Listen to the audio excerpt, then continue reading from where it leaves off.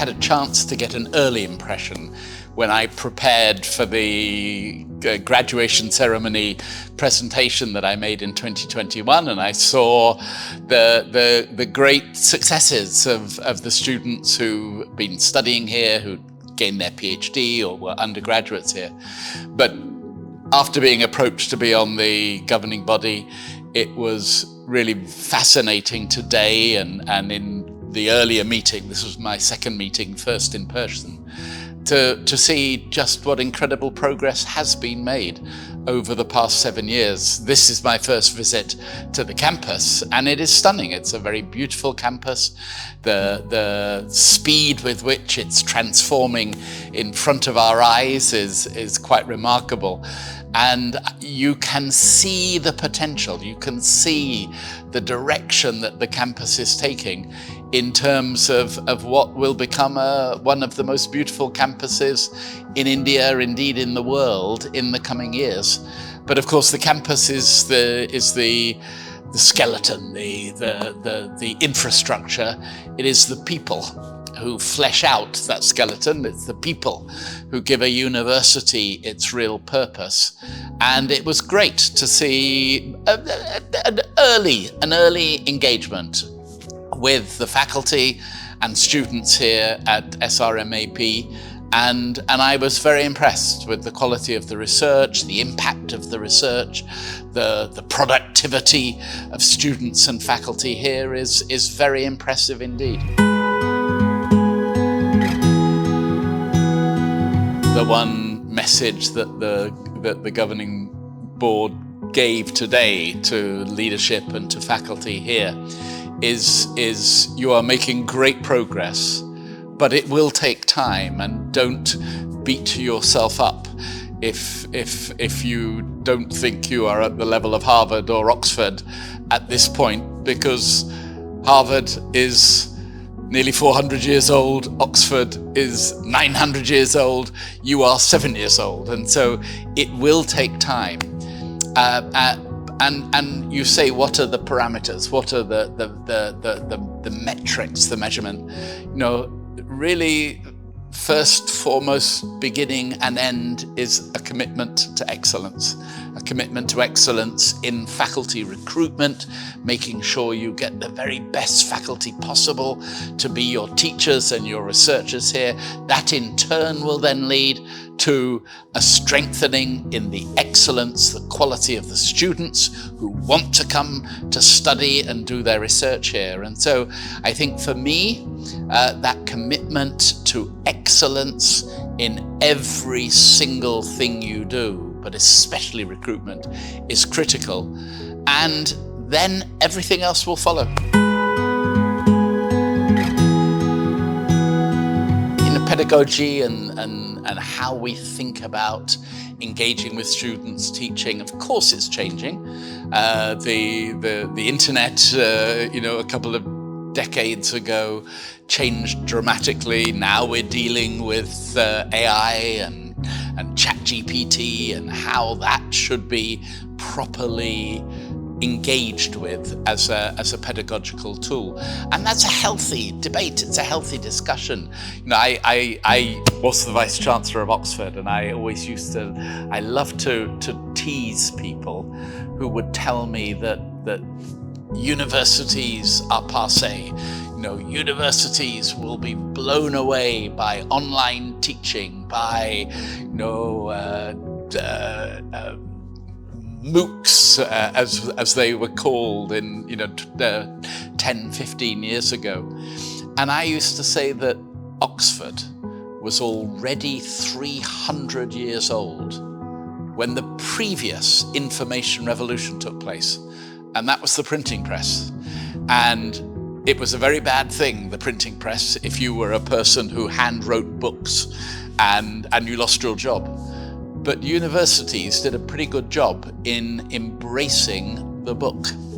And universities, including our SRM AP, are doing a pretty good job in embracing the internet and online pedagogy. And universities, we don't quite know how or what they will do, but universities will do a good job in time in embracing artificial intelligence and ChatGPT and things of that kind. And so this is a very healthy debate. It's one that SRM AP and every other university is engaging with right now. My answer to you is all of the above. And of course, the job that a graduate goes into after they graduate is important, and we need to be preparing students for the world of work. I always say that the job of a university is to prepare our students for their first job. But our responsibility is equally to prepare them for their fifth job 25 years from now, when the world will be completely different, unpredictable, and we have no idea what skills they will need. We have no idea what the next internet or AI will be, or what impact it will have on their world of work. So while yes, we've got to give them the skills that are relevant today for their first job, we've also got to give them those fundamental building blocks of being an educated human, a creative human, someone who is trained in critical thinking, who can distinguish between the true and the seemingly true. I could use more vulgar words, but the true and the seemingly true. And I think these are timeless skills that will be relevant today, and they will be relevant 25 years from now. So we shouldn't be too blinkered, too blind in thinking about education. Yes, we must prepare students for their first job, but we must also prepare them for a world that will change, and it will change in ways that we can't possibly predict. And so they need to have those fundamental skills of self-expression, of writing, of speaking, of creativity, of critical thinking, which will serve them at every stage of their life. Yes, we are living in a moment where everyone wants to study data science. Everyone wants to study computer science. That does change. That wasn't the case 20, 30 years ago. And one suspects that 20, 30 years from now, it will be different as well. We are in a time, everyone is looking at artificial intelligence. Everyone's looking at Mark Zuckerberg and Apple Computer and Facebook and Meta, and they see a world of constant change and dynamism, and that is driven by computer science, by skills in data analysis. And yes, that's true, and there will inevitably be these I don't want to use the word fad because that's too flippant, but there will always be these periods of greater interest in certain areas. But you are quite right. We must be sure that our students are educated beyond that. I'm old, and I remember a time where students were trained in computer programming, Fortran, and those could not be, those now are out of date skills, and even coding these days, artificial intelligence will take over. So we need to be sure that we don't dig our students into holes that are rapidly filled up, or rather rapidly their skills become rapidly redundant because of technological change. And that's, again, I think part of the role of a university.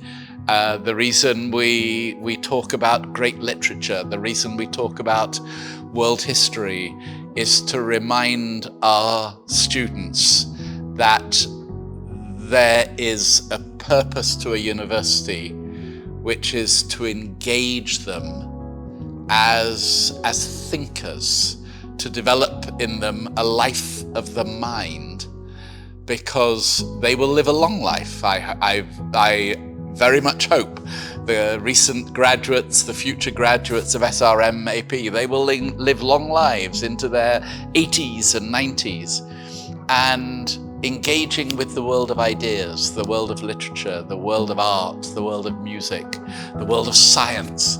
These are things that become what it means to be a human being, and to appreciate the great privilege that we all have of this life. And so, to me, as we prepare our students for work, preparing them for an engaged and a life of reflection is also our purpose as well.